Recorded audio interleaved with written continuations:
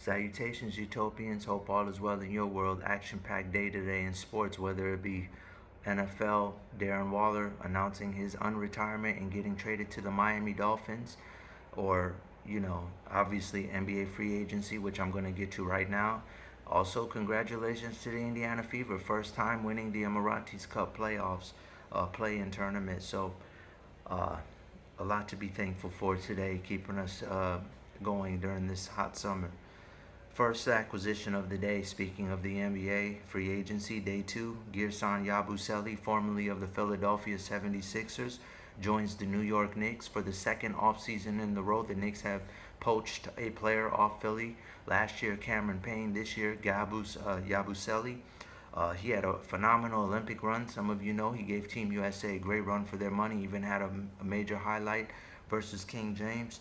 I like this deal a lot. I think he's an upgrade from Precious Achiuwa. I think he can play a little power forward, even though he does line up quite a bit after the five. I think he can definitely be a nice complement to Mitchell Robinson, Cat Williams.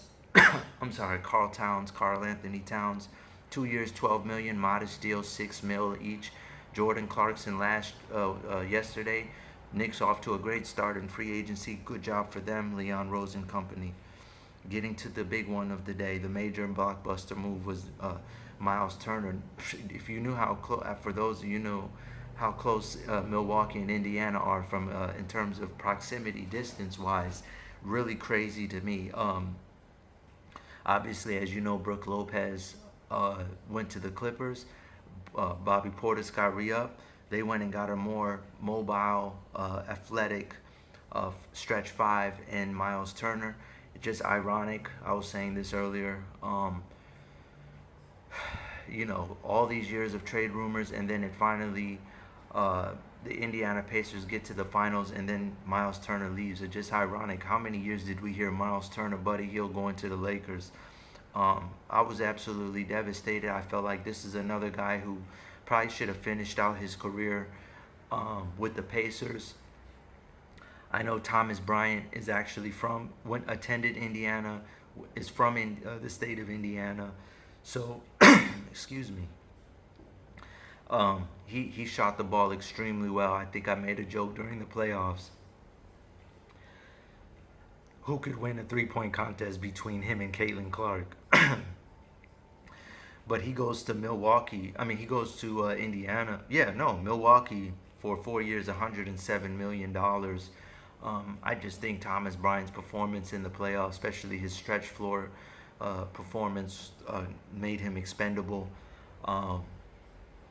With Halliburton missing extreme amount of time, but the crazy part, speaking of point guards and ACLs, Damian Lillard got waived subsequently right after this signing. They're gonna bank on. I mean, they got a combo lightning scorer and Mark Sears, far more explosive than Dame. He's positioned himself in the opportunity of the lifetime. They also got, I think, Gary Trent Jr. I'm sorry, they got Gary Harris, formerly of the Magic, who kind of fits that mold of Malik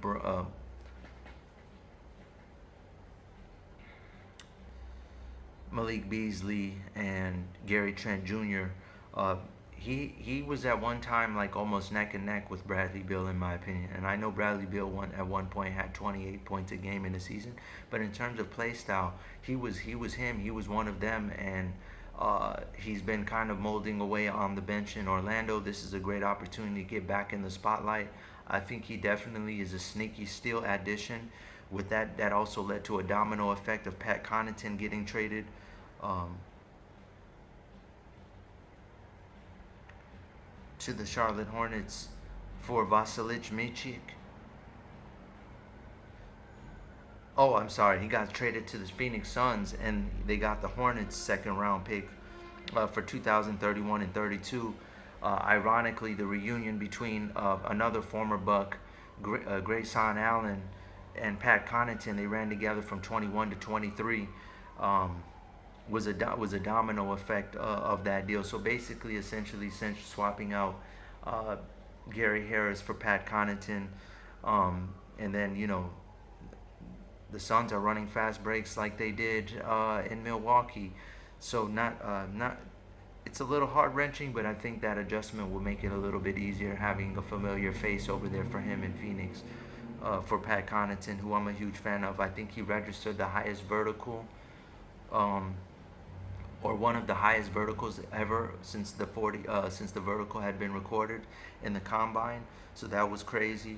Official details on Dennis Schroeder joining the Kings, getting 45 million over 3 years, respectable deal. He really showed out last year, so he earned it. Jericho Sims, formerly of the Knicks, was traded at the deadline to the Bucks, got re-upped on a 2-year deal.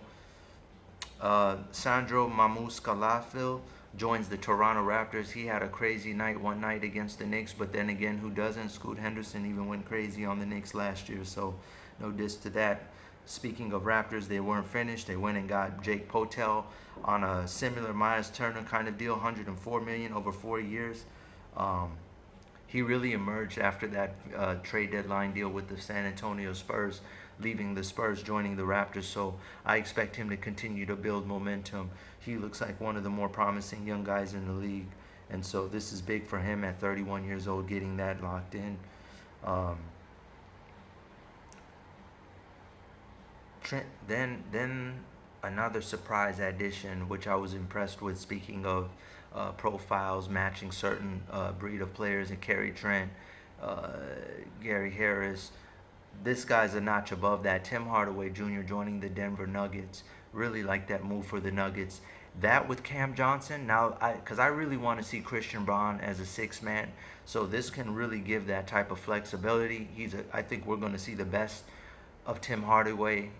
It's ironic that the new Denver ownership made it seem like they were going to move off Jokic at some point, and it sounds like he meant it in a way like, after these moves that I'm about to make, if this doesn't work, then I'm going to have no choice but to trade him.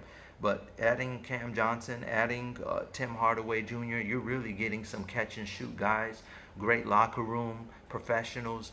This is a great, fantastic addition for the Nuggets. Love their offseason so far. Plenty of shooters. It'll be interesting to see. Speaking of Nuggets and players, Russell Westbrook, I wouldn't be surprised if he joins Giannis in Milwaukee. I know their cap situation's a little tricky, but it would be really interesting to think of, because I always compared Giannis and to Kareem, and then if you think about it, Russell has a lot of big O comparisons. I also said that Giannis is the big O and Kareem in a blender, but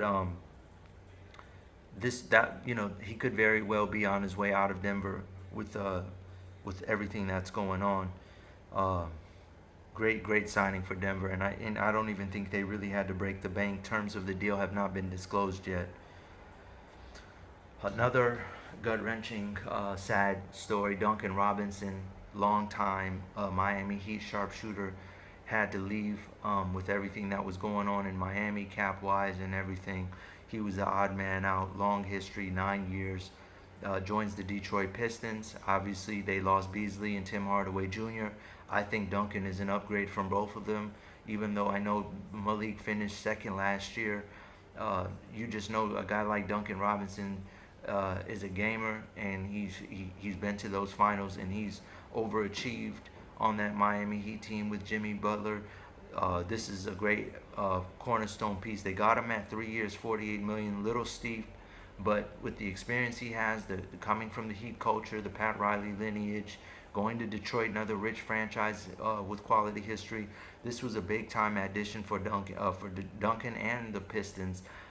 Proud of these guys. This was a great rebound signing. Something tells me that those two guys were kind of temporary based on their contracts last year, no matter how good they played. And now, Tim is in a better place, and so is Duncan Robinson. He basically inherited the money, possibly what Malik Beasley was going to get. After much deliberation and confusion, Trey Mann got re-signed with the Charlotte Hornets on a 3-year, $24 million. I know a lot of people were concerned with the addition of Colin Sexton and obviously Miles Bridges and Con Knuppel from Duke. Was there any room left for him? There absolutely was. I personally kind of like him over Jordan Clarkson at this stage in his career, but this is a guy who really was a fan favorite. really ingratiated himself in the Charlotte community, is beloved amongst the fans. This was a great addition. All in all, definitely this is how you build tradition and culture within a franchise, especially when you're young, bringing back your own pieces. This guy's as talented as anyone in the league. As long as he continues to stay the course, the future is very bright for Trey Mann and the Charlotte Hornets. They've had a solid offseason. Them and the Hawks, they're still playing to me, but this is definitely a level up off season for them. So all in all, this was a great day. A lot of substantive, um, mild nature, but very substantive deals that have been made. Some of these you could argue are more impactful than yesterday. So great day for the association. All right, Utopians, I hope this was informative. Try to do better next time. Global out.